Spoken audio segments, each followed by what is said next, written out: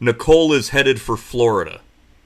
Hi, I'm Mike Nasa with this afternoon update, continuing coverage here of Tropical Storm Nicole bearing down on the east coast of Florida, almost a hurricane. Looking at this beautiful visible satellite imagery as the sun starts to go down tonight. There is the center of the tropical storm, about to make landfall on Grand Bahama Island. It just left Great Abaco after making landfall with about 70-mile-an-hour winds, give or take. However, it is the size of the storm and that fetch of moisture and wind that is going to cause problems with wind and rain and water pileup. We're going to talk about this. Here's the latest on Tropical Storm Nicole as of 4 p.m. Eastern Time.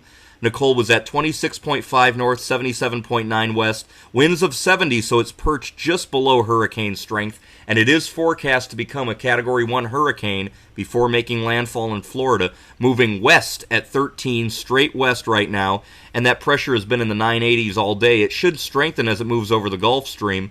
We do have a lot of watches and warnings. I wanted to go over them with you. We have a hurricane warning in effect for the Abacos, the Berry Islands, and Grand Bahama Island in the northwest Bahamas, which are being impacted right now.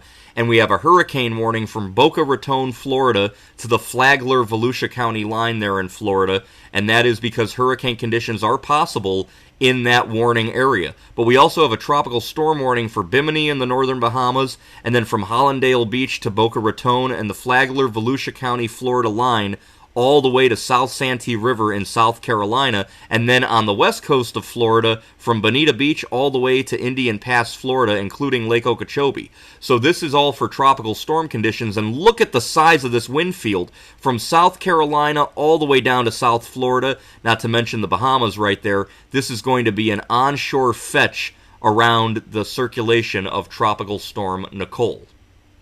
This is kind of a faraway image, but the computer models are in pretty tight agreement. A landfall in about 12 to 18 hours sometime early morning on Thursday, and then moving across the peninsula, maybe spitting out into the Gulf, maybe a little bit over by the Big Bend of Florida. Shouldn't re-intensify too much, and then make landfall again or continue to move over the Panhandle, and then through Georgia, North Carolina, and then all the way up the eastern seaboard of the United States. Where exactly the center of the center crosses will be the official landfall point. Right now, the National Hurricane Center thinks sometime around, say, 2 in the morning, give or take, it should make landfall. Their official track has it near Hutchinson Island there, south of Fort Pierce. Areas there like Jensen Beach, Port St. Lucie, Stewart, and even further north, Vero Beach. You guys could be in the center of what will be a hurricane by that time. But again, it's going to have widespread impacts across the entire state of Florida. There's the radar out of the Bahamas, and that's an eye. I mean, it's definitely developed an eye or an eye-type feature trying to close off there. Once it gets over these open waters here throughout the evening and into the morning hours, we should see intensification.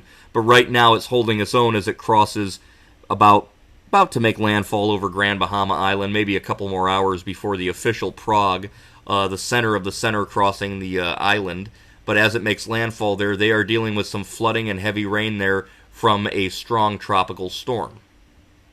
Here's another look at the visible satellite, and I wanted to speed this up because you can see the motion is not very fast at all. So even though it's not intense, I mean, the areas here of Abaco Island, they dealt with Hurricane Dorian in 2019, and that was a catastrophic Category 5. This is not even a hurricane, but it is still a strong tropical storm and is still causing problems. But this slow motion should eventually waddle it over Grand Bahama Island and then over those waters, and then it should start to take more of a west-northwest trajectory as it makes landfall. We saw that on the Hurricane Center track, but it could still become a hurricane, and it is still forecast to between Grand Bahama Island and the Florida East Coast in this little fetch of water right here as it crosses over the Gulf Stream. Storm surge, as I mentioned, is a threat. 2 to 4 feet from Hollandale to North Palm Beach, but 3 to 5 from Palm Beach all the way up to Altamaha Sound in Georgia, and that could be the mouth of the St. Johns River, 3 to 5 feet. We're already seeing flooding in areas near the coast, Stewart, areas there along the Florida eastern seaboard, definitely getting hit with some flooding and rising water. And again, this fetch of onshore flow, I showed that to you, that's just going to continue even further up from Altamaha Sound to South Santee River, South Carolina, 2 to 4 feet, and then all the way up to Surf City, 1 to 2 feet of water rise. So you're going to see rising water all the way into North Carolina with a storm way down here because it is a large storm, and the impacts, especially on the north side, could be most significant.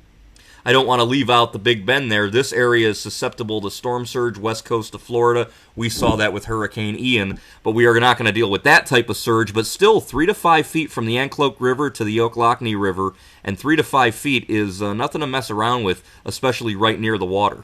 Speaking of water, look at this rainfall.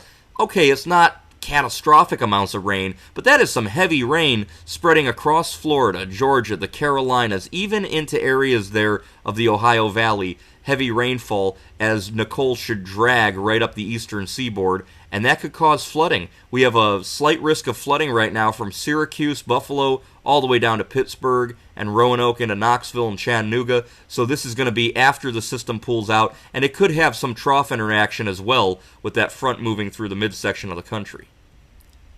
There's a look on the water vapor imagery. Look at this beautiful outflow here on the northern side as that high pressure has built in. And again, I mentioned this to you, we could have beach erosion because you have the clockwise high pressure flow like that, and then you have the counterclockwise tropical system like that, and that's just pushing more and more wind right along the coastline. So beach erosion, in addition to the waves and the storm surge, are a threat. There's the pattern setting up here over the upper Great Plains as it will eventually pool around the ridging and get caught up and rain like mad as it drags to the northeast. Here's the radar from Mark Niesenbaum's Weather Radar website. Great guy, great website. Look at that fat donut of a center. Just about, I think has probably made landfall on Grand Bahama Island. But again, the exact landfall is not important. You can see heavy weather now is all over Freeport, headed for the east coast of Florida. And so this is a spread out storm. Although I do have to say, considering how spread out it is, this core is pretty intact, and that makes me think it'll probably strengthen into a hurricane like the Hurricane Center is forecasting after it leaves Freeport and before it gets to Fort Pierce. The key messages for Tropical Storm Nicole, this is as of 4 p.m. Eastern Standard Time from the Hurricane Center. Hurricane and tropical storm conditions and dangerous storm surge are expected across the Bahamas through this evening. There is a hurricane warning in effect. Remember, we could get wind gusts stronger than the sustained wind, so if it's just below hurricane strength sustained, you could get hurricane force gusts. Hurricane conditions are expected across portions of the coast of southeast and east central Florida. Beginning this evening or tonight, we have that hurricane warning. Tropical storm conditions for the east coast of Florida, Georgia, and South Carolina within the warning area into tomorrow. And again, tropical storm conditions are expected along the west coast of Florida, too, overnight. So the threat of power outages, trees down, just a nasty storm. Don't think that Nicole won't mean business on the west coast as well. It's a very large system.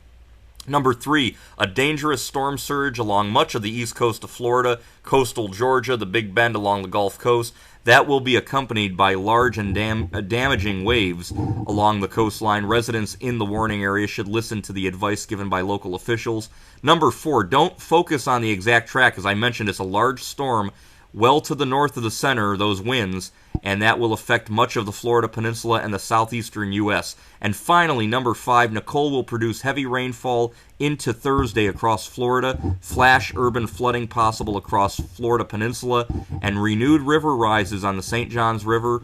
Isolated flash urban small stream flooding is also possible on Friday in the southeast, and then the Blue Ridge Mountains all the way into west central Pennsylvania and western New York by Friday night. This is going to be a very wet, moist storm for the eastern seaboard. So that's the latest on Nicole as of about 5 p.m. Eastern Time in the United States. Again, look at that visible. There's the fetch. Look at the counterclockwise flow and then the high pressure flow. That is a lot of coastal erosion that's going to take place, to say nothing of the surge and the winds from Nicole moving over the northern Bahamas right now, forecast to strike the state of Florida as a hurricane on Thursday. I'm Mike Nasel with continuing coverage of Tropical Storm Nicole. I'll talk to you guys next time.